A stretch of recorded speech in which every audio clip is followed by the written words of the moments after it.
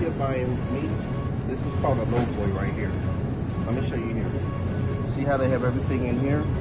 They also has a thermometer in here, right here. And it's showing that it's at least 20 degrees. Like I told you before, it has to be at least 30 degrees or below when you're dealing with fresh products. But here's one thing you also want to look for, how fresh it is. All this is really, really good right here. When you see this right here, this is something that you don't want to buy. You see how fresh everything here? This right here has been sitting out or put back that wasn't supposed to be.